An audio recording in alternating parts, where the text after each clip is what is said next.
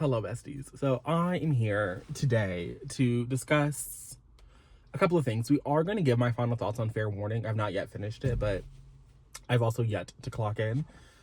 So it's going to get read today. I'm going to finish it. I'm having a good time. I listened to a pretty significant chunk yesterday after I uploaded that video because I uploaded it a lot earlier than I thought I was going to, just because why not, essentially. But the thing I want to discuss today is this, like, I actually don't know how prevalent this sentiment is. This could just be me projecting based on years past. And I guess, like, my sample size is, like, small because really the only interaction that I've had with most of the bookish community this year has been the people in Erin from Booked and Busy's Discord server as part of her Patreon, because, you know, she's a booktuber. Or she was. She is, like, who knows what Erin is doing these days. But she has purged some of her, I think all of the videos are gone now, actually. If you didn't realize that, yeah, the videos are gone, but the Discord exists and the Patreon exists. And so we've been over there, you know, talking about books, movies, pop culture. She's a gamer girly now, and so I have seen some people vaguely hint at, you know, not the best reading year, but also in the past couple of weeks people have been, like, really finding books that they have loved. So, like, we are having a great time over there. And I do know that this is the time of the year where two things are happening. People are reading all those short-ass books to, like, hit this arbitrary goal that they set for themselves. And can I really blame them? No, because there was a moment in, I think it was in September, October time, when I was looking at what I wanted to do for the end of the year. And I knew I was going to come back to the public for vlogmas content. And I was like, I don't know. Of course, it had to be late September, right at the beginning of October, because October was a month for the patrons. I always, in October, even numbered months, get the same thing that you're getting right now. And so I was like, okay, I'm vlogging this month, and I'm going to vlog in November because they're not going to get December this year. And so I was just like, I don't know how this is going to impact the reading, because historically, the daily vlogging is like, it's a crapshoot. It's a crapshoot. I've been doing it now for, I think, 2 years. This is the second year I've done it. Every month. And so you would think that in the 2 years that you've done it, Monty, you would have found a way to read the books and do these little videos and, you know, talk about things that are happening in your life and whatever, you know, this, that, and the third. And I really don't think I really hit that groove until maybe November. November was the best reading month I've had in a long time. Now, admittedly, a lot of that shit was Michael Conley, and I'm having the same issue with y'all right now that I had last month with them. Whereas, like, I'm having such a good time with these Michael Conley books. The books might not be the best writing. They might have some moments in the book that, like, make me side-eye them. Like, don't get me wrong, there's some questionable there have been some questionable shit that has gone down in a Michael Conley novel. But at the end of the day, the reading year that I've had this year in 2025 has been hands down the greatest. Now, is that because I spent most of my reading year reading like 30 books from a single author? Maybe.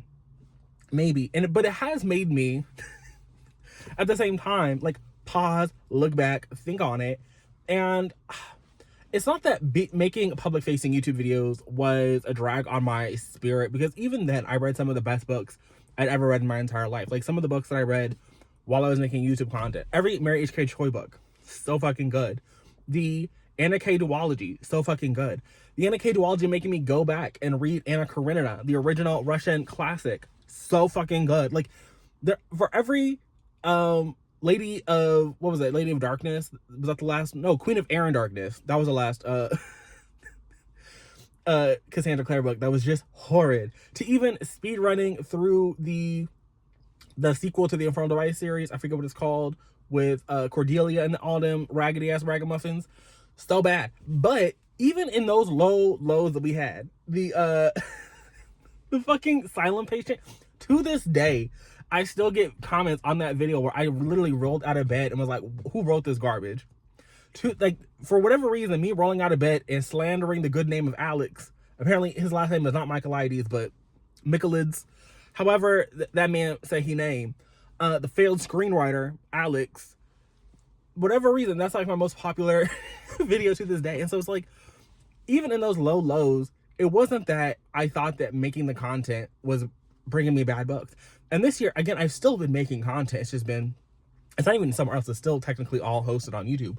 But I don't think that the content creation part of the equation was really doing anything. to make me have these bad years. I just think, I don't know, something happens when you are as intensely focused and instantly like comparing everything to the last thing, that maybe it feels like all these people are having bad reading years. I don't know what it is. I just know that I can't relate. I do not have, I'm gonna sound like such a grifter. I don't have a negative mindset, besties. I am a complainer and I'm a ranter and I like what I like and I hate what I hate. And I am very comfortable in that fact. But I don't know, like I just can't think back on 2025 and say this was a bad reading year. And we read some slot, besties. The worst books of the year video, I don't think I did one last year. I don't think I did a best of the year video last year either. I was really kind of burnt out on everything in 2024. There's just something about my spirit, especially after the Orange Man came back into power, that I was like, I don't know if my brown face needs to be in public facing content like that. And that was really the impetus for me to just be like, let me scroll back here. And then also, that was part of it, but also I don't think that like the traditional reading vlog structure is really for Monty. It's really not for Monty. I like to yap. I like to spoil the things. And I can appreciate cinematography, but I'm not out here the cinemaster. That's not what anybody wants from me. But there was a part of me that felt like if I was going to be making this content, that it needed to be that. And so having 2025 be a year where I could just pull back a little, get through the year. It was a rough, it was been a long year. I worked myself ragged all year long, and it's not even changed in 2026 to still be working myself ragged. But I do have an appreciation for Mr. Michael Connelly for getting me through it. Every dark day since August, I have at least had a Michael Connelly book to fall back on. And I don't know what's going to be for 2026 when I only have ironwood. You know, there's no wood in this car, but knock on wood, I finished I think there are like 6 more full novels. And then there's a couple of short story collections and one-off things that I might get to in time. But it's just like, it's very clearly becoming the end of an era.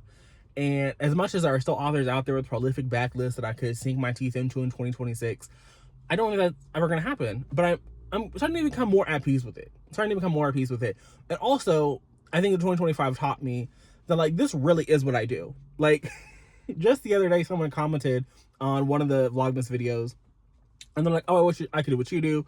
You just, there are so many authors I want to do this with. And in the back of my head, I don't view myself as a person that like reads through a person's thing. But over the course of the history of my channel, that's very clearly what I have done. It's literally, I won't say everybody has like their niche thing that they do on BookTube. Maybe that's to a degree. And I think that there are people who do that more than I do. Like, I think Gavin would come to mind before I thought of myself. But, I did read the entirety of the Grishaverse that one time. And I think that was an August video, maybe. I read that in like a week and a half. And that was the time to be had. Obviously, I've gone back into the realm of the Shadowhunters a couple of times. There's a couple of Shadowhunter videos on my channel. Sarah J. Maas, who I don't know if Sarah can show her face in public anymore, the way that the girlies be going after her these days. But Sarah, but the Sarah content, and there's not as much of it as one would imagine. I did not necessarily vlog that the way that I had vlogged the Grisha or even the Shadowhunter stuff. The Dr. Professor Ali Hazelwood is, I think, the most notorious example of this, because now the books are bad. Like, we are getting to realms of badness I thought we had escaped. Although now the streets are also saying that she had like written some of this before and now she has to like write news. I don't know the validity of any of this shit. I just know that some of the shit this year was bad. Actually, not even some of the shit. Both of the shit was bad. Mate was bad, and probably like Summer Romance was bad. Mate is bad because, one, I think that heterosexual Omegaverse is just silly. Like, I think that the idea of heterosexual Omegaverse is weird. The fact that we are allowing heterosexual Omegaverse, I think that for what? Like, that's like, I guess in traditional publishing I kind of understand it, but I know that heterosexual Omegaverse is really big in the indie romance community, and I don't care. Maybe that's also why Monty don't need to be making videos for anybody's consumption, because although, can you even have like a non-problematic take on the Omegaverse? Like, the idea of the Omegaverse is already a little like, what are we doing here? Anyway, but the idea of a heterosexual Omegaverse was really the first straw on the camel's back. But two, I think the people who are like, oh my goodness, the people in the book didn't realize she needs to get her back cracked, she would be fine. She got fucked by the alpha. Like, I think that that's fine, but the narrative that Ali Hazel was set up for this to be the conflict was just deeply unserious. It wasn't even just that homegirl thought she was dying and that medical professionals were telling her that she was dying, but then her alpha had this silly little, like, pact with his people that he would never have sex. He was going to be a celibate person, and then immediately the entire pack, or the people closest to him, were like, actually, what's so crazy is the same people who were in the immediate inner circle were telling her, yeah, you can't fuck this man. Like, I understand he's your mate, but you can never fuck him. Were the same people 2,500 years, not even 2,500 years later, but like later on in the story, like, oh yeah, go spend a weekend getting cracked. Like, be so fucking serious, Ali Hazelwood. Like, the book is bad. The book is bad, like, conceptually bad. So maybe as a fun little side project, which is what I think both these things were. I think Problematic Summer Romance, which was marginally better in hindsight than and Deepen was superior to everything in real hindsight, because in the moment of me reading Deepen, I was like, what is this? It didn't help that the girlies on TikTok were all like, oh my goodness, this is the filthiest thing Ali Hazelwood has ever written, which was lies. Liza Minnelli lies. That's the other problem in the bookish space. You got to deal with people lying to you every 3 seconds. Of course, you can't ever have a good reading year when everybody is lying. Let me know. So, overall, again, this all goes back to say that, like, yes, I've read some bad things. I've had a real fun time. But I think at the core of it, it has really been fueled by this late found desire for Michael Connelly. But pre-August, I'm gonna have to start scrolling through. This is the time of year where I have to start scrolling through my Goodreads, see what I've read, when I've read it, what's gonna go on the list, what's not gonna go on the list. But overall, it's been a really good time. And I don't know what just to tell the rest of you. I don't have any words of wisdom. Find the joy and embrace that. And that doesn't mean don't be critical, don't be like, this was ass. Not what that means. Don't fake it.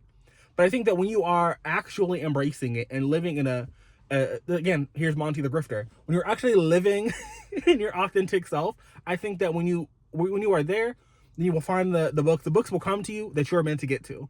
I'm going to go because I have to go clock in. I've been out here rambling for too long. I'll be back after work to tell you all about Fair Warning. And because I only have like an hour of listening left, I'm definitely going to pick up something else. I'm going to be here for quite a while tonight. So I might knock out 2 books while I'm here, and we'll talk about whatever that is at the end of the night. So stay safe, stay hydrated, keep me in your thoughts and prayers, because tomorrow night I have to work late again, and it's a back-to-back. So keep me in your thoughts and prayers tomorrow, because the Monty you see in tomorrow's video, he gonna be tired. Besties, I'm gonna try very hard to not let my mood get in the way of me discussing these books. But I just need you to know that I am deeply, deeply annoyed. And it has absolutely nothing at all to do with what I read. It has everything to do with how I just left this shift. Yeah. But I'm really trying not to, like, I'm trying, and I'm kind of failing. But like all year I have so, like, I guess just to not talk about the books for 3 seconds and to fill you guys in.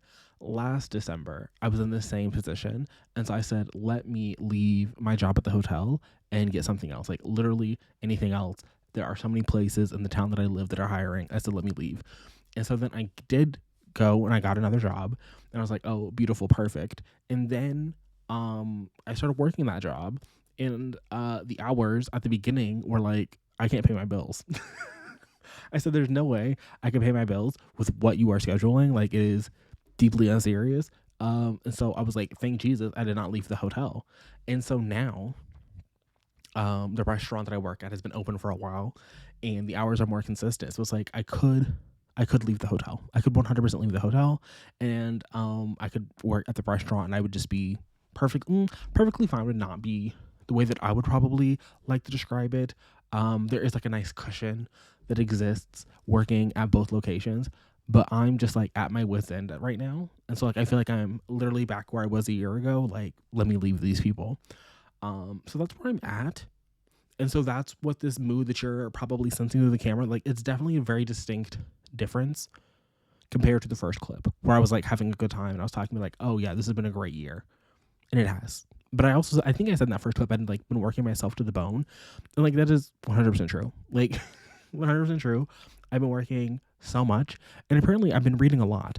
While I was at work today, I realized I'd read 100 books this year, and I hadn't thought I was gonna hit that goal, and I kind of just been like, oh, okay, like that's fine. Like it wasn't like an official Goodreads thing.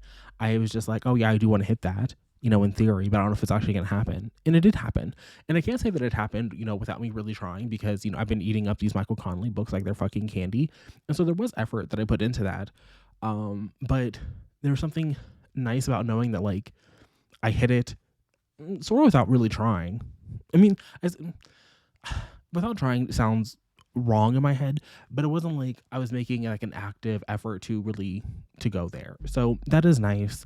I don't know if it's 100 novels, and I don't think that it is, just based on the short stories that I added. But I think by the end, when everything is said and done, it will be 100 novels. So that's nice. Let's talk Fair Warning. The ending of Fair Warning was interesting. So I think yesterday I told you guys that Rachel Walling from the FBI and his previous love interest had joined in the search. And I told you that we were looking for 2 people. The 2 people was kind of a red herring. There was really only one killer. And there was just these 2 people who were aiding the killer, but not necessarily knowingly. So what had happened was there were these 2 former college roommates.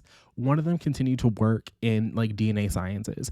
And so he was buying genetic material from one of these like 23andMe type companies. And so he was buying that. And then the other friend was like the tech behind everything. And so he managed to like create a virus. I don't fully understand. He managed to come up with some piece of coding. When they sent in their genetic material to this company to get tested, they were able to then like hack into the system. And so when they were buying the genetic material from these people, they were able to like link it to these like real people. And so they started selling the personal identifiable information to these people from their genetic material that they had sent into this genetic materials company. And so the actual murderer was subscribed to their dark web because Michael Connelly, he loves the dark web. It's not as prevalent as some of the other things, particularly later on in the oeuvre, but early on, everything was on the dark web. There was so much happening on the dark web. In a Michael Connelly book, you're like, I didn't know all this was happening over there. Like, this is above me. I'm but a poor, innocent farm boy from Kansas, except not really. Never seen a farm. Have I seen a farm? I've driven past some farms. I think that counts as seeing a farm, but I'm not a farm boy. Not when they're actually like farm people in the town. So yeah, that's who the killer was. The killer was one of these people, like one of these incels that was just going out and buying these women's genetic information and then deciding to murder them because he couldn't keep it up while he was trying to seduce them. He was like, oh my goodness, I can't get it up. And so then he would murder them, and then he'd be aroused because, that's how it is in a story. And that's pretty much the only storyline that we had going on was Jack trying to find this man. And eventually the man just finds him. The man is like, you guys are on to me and I don't appreciate this. And so eventually the serial killer who had been just, killing these random women decides he's actually gonna kill the reporter. And so he starts going after the reporter, and that's when he kind of like slips up a little bit. There's like a decent sized chunk of time that is jumped. They do like a 6-month time jump, and what's his name, Jack McAvoy, he leaves the news publication that he'd been writing, and he starts up a podcast, and so he starts reporting stuff on the podcast. And at the grand finale of the podcast is when the serial killer makes his move, because he's been teasing it for weeks that, hey, I'm gonna be at this place at this time, it's gonna be live. And so that's when the serial killer gets to drop on him, and he like pops up in the back of Jack's car, and there's like they're on the freeway and things are going haywire on the freeway, and it's a big kind of a climactic moment. But overall, it was a good time. I don't think it's the best of the Jack McAvoy books, and I've been telling you guys you should probably start there if you're going to read a Michael Connelly. And I still agree with that, and I do think The Poet is probably the best. The Poet might be hands down like the best writing of a Michael Connelly story that we've had so far. I would say, yeah, it just is. Like, there are definitely better stories. Like, I think Nine Dragons, like, that was like a real pivotal moment for everything that Michael Connelly could do. I think that Michael Connelly like really peaked doing the like just throwing shit at the wall and everything was sticking. But I think in terms of like craft, The Poet is the best. And then The Scarecrow is a fun little follow-up, but I do think that Michael Connelly doesn't really do romance all that well, and he's been trying, and it's not fun to see it try, particularly with Jack McAvoy and Rachel Walling in this like epic will they won't they that isn't epic at all. So in all three books we have him and Rachel Walling getting together and then falling apart because they just can't make it work, and it's not fun to read, particularly when we've already seen that same dynamic happen in literally every Michael Connelly story. So when at the very beginning in the early days you had the Eleanor Wish of it all, and that was with Hieronymus and Eleanor Wish, who was the mother of Hieronymus's daughter, and it just wasn't all that great. And my first exposure to this was actually the Mickey Holler and what is her name? Is it Maggie? Yeah, Maggie McPherson. Anyway, and his ex-wife Maggie, where he's like constantly trying to get back with her and like it doesn't work. And then there's like this 2-book situation where he was like with some random person, and they had like a 6-year long relationship just based on the amount of time that happened between the books, and it's just like totally unbelievable. And so all of these men like having this one woman that just like really captured their hearts, and they can never really make it work, but they're always trying to make it work. It's just not necessarily the most entertaining story to me personally, for all of them to happen. I guess only Eleanor died, like, so she kind of got the shit end of the stick where she had to like be murdered. And then Bosch has had a couple of relationships since then. He had more dalliances in the beginning of the series, but after we got well, I guess he just recently had one too in the arc that was from like the Closers, Echo Park, like that era of the Bosch universe. He had a serious relationship with somebody, and that just kind of didn't go anywhere and fizzled out. And then in the most recent one, actually, even then, when he was doing this little investigation with Renee Ballard, there was a one book where he went undercover and got picked up by I think it was when I told you guys about when he was like undercover with the cartel, and I said apologies to the cartel. It wasn't the cartel, it was with the Russians. He started dating and after that book, and the one right after that, he started dating the mother to somebody, and he was trying to find her daughter Daisy. That was the one who got murdered by the what is his name, the crime scene cleanup man, and like held her body in like a vat of bleach. He was dating her mom for a hot second, and then she went and said, I can't do this no more. I can't live every day in your house. And she just like left him and then went and overdosed in a ratty hotel room. So dating Bosch is not really good for you. Like, you might die. Sylvia didn't die. Sylvia left him and went to Europe. And the other lady, though she was like a therapist, she didn't die either. But Eleanor died, and the homegirl, I think her name was also Elizabeth. Both Elizabeth died. So if you're named Elizabeth, steer clear of Hieronymus. I finished what is the name of this book? Fair Warning. I finished that pretty early on in my day. And I told you guys I was probably going to read something that wasn't Hieronymus directly after to have like a palate cleanser. And the palate cleanser I decided to go with was For the Record by Emma Lord, I believe is the name, the same author as Tweet Cute. This was my first book by them. This was technically it was an arc that I got from NetGalley that is now out in the world. It's published. You could have been reading this book for months at this point, I'm pretty sure. But I had the arc, and even though I have not given feedback on anything since at least October, because I didn't do anything in November, I have been, in theory, trying to get my score back up. So I was like, let me listen to this, and my audiobook hold was about to lapse here in a couple days, so I said this is probably the time to do it. And I'm pleasantly surprised. This was kind of billed as a second chance, enemies to lovers kind of a situation, with Mackenzie being a former girl group member who has had some thyroid issues. She had like a mass on her thyroid, and she has like a thyroid disease. So she's dealing with that. And then Sam, he is a former pop punk man who left the music industry after he found out that he had a toddler. And so he left to come be a dad. And both of these people have been trying to get back into the music scene. Mackenzie is like doing this like TikTok like app where she like posts songs anonymously. You can only listen to the song one time, and then you can't listen to that person's song anymore. To me, that seems like a very strange business model, but what do I know about business? Nothing. And so that was her thing. And then he is trying to get back into things too, but he's not part of his pop punk band anymore. He's trying to be like a folksy Bob Dylan type man, which is kind of weird to me, but you know, that's his truth now. But it's also weird because like, he's like, oh, my son can't handle the spotlight. But like, It sounds like 6 years old. Like, he doesn't read like a 6-year-old, but he's supposed to be like 6. And this is like, I don't know. I feel like a lot of famous people have 6-year-olds. And like, I don't know, like the Kardashians, I can tell you anything about their children. And I feel like their children are in front of cameras more than most celebrities' children. So like his whole thing was kind of weird.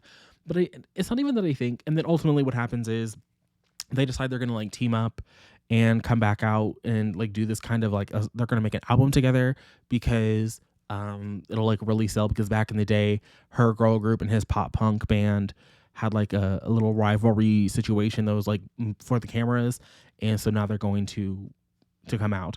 But it's got kind of complicated by the fact that Mackenzie has this whole like secret identity on this little TikTok knockoff app where she's been writing like Taylor Swift-esque breakup songs about like all of her boyfriends, and her last song is going to be about Sam, and Sam like really broke her heart even though they were never actually together. So it's not even a second chance romance, because the first time they were together was like PR, and it wasn't even like, oh, you're together. It was, we want people to think like maybe you're together, maybe you're not together. So it's like not really a second chance romance, but everything to me came together and it worked. I've seen some people on Goodreads complaining about this one, but to me, like, it wasn't even a silly fun time. Like, I think that it was actually like a genuinely good story. I really liked seeing Sam really grappling with like wanting to pursue his own dreams while also wanting to be a good father to his son, and how his own father was not really present, partially because his father was also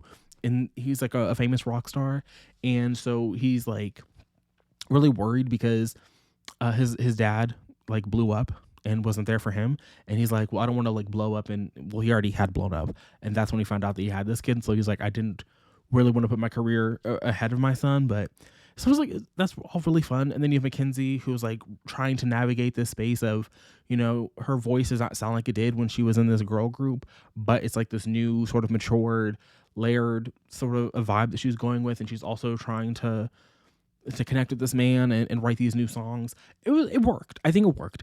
Would this have worked if I read this over the course of a couple days and I had like dipped in and I had dipped out? I don't know. That to me, I can't tell you. And I've also spent speaking of things that I've, you know, gone about all year. Earlier this year, I think I finally come to the realization that whether I was making videos for the public or I was reading things for myself, I don't really do, I'm going to stretch this out. Like, to me, and I don't necessarily think that I set out to finish things in a single sitting, but I do think that books, again, at least for me, are, if I'm really enjoying it, then I don't want to linger. Like, to me, savoring and like, oh, I'm going to read like 10 pages today, 10 pages tomorrow. Like, to me, that isn't necessarily how I'm going to get the most enjoyment out of a book. To me, I'm getting the most enjoyment out of a book when I'm really enraptured by it and I can see the full scope of the story in however long is quickest to get to that conclusion. And so I had a really fun time being in this world with these two characters who were navigating the reality that they were finding themselves in. Also, Mackenzie has this whole like fractured relationship with her girl group where she's really close to one of the former members, Heather, and her and Serena, the other member, have been on the out, and they kind of like have been chafing against one another. And we're also seeing at the same time that she's building this new relationship with Sam, her and Serena trying to mend the fences. To me, it came together and it worked. Is this like the world's greatest romance, like the most epic love story ever told? I don't think it's that. I don't think that it is. But at the same time, this was like a really fun story. Like, if this was a movie and I had curled up on the couch and I'd watched this, I would have turned it off and been like, that was a good time. That was a good time. So what that relates to in terms of like a star rating, I couldn't tell you, but as it relates to like an enjoyment factor, I had a good time. Again, I don't know if you're gonna have a good time if you read this and, you know, it takes you 3 days. That I don't know. But if you have, you know, a cozy afternoon that you want to spend together, also you think, you know, former famous people, you think it's going to be like this really big thing. And there are some moments in the book where they do have like the paparazzi around them or like people recognize them, but it's not even like the kind of a story that I thought that it was going to be when I went into it, because y'all know I love a celebrity story, but the celebrity of it all like really didn't factor in a lot to this. So I think if you went into this expecting it to be like this like really big celebrity romance, maybe that also would have And I guess in some ways I did when I requested it. By the time I was actually reading, I was just like, I just want a good time. I just want a good time. I want something that's going to get me through my shift. And I want it to distract me and keep me, on task. And it did all of those things. It did everything that I wanted it to do. And I had a good time at the end of it. And really, what more can I ask of a book than that to me? At this point in my life, I just want good stories, solid storytelling. And I think that For the Record delivered on both of those fronts. So I haven't really... I haven't gotten into like granular detail about these things, but I had a really fun time with both the books I read today. So Fair Warning and For the Record were both successes in my book, and I'm happy that I've read them. See you guys tomorrow. Stay safe, stay hydrated, and until then, and until next time, bye.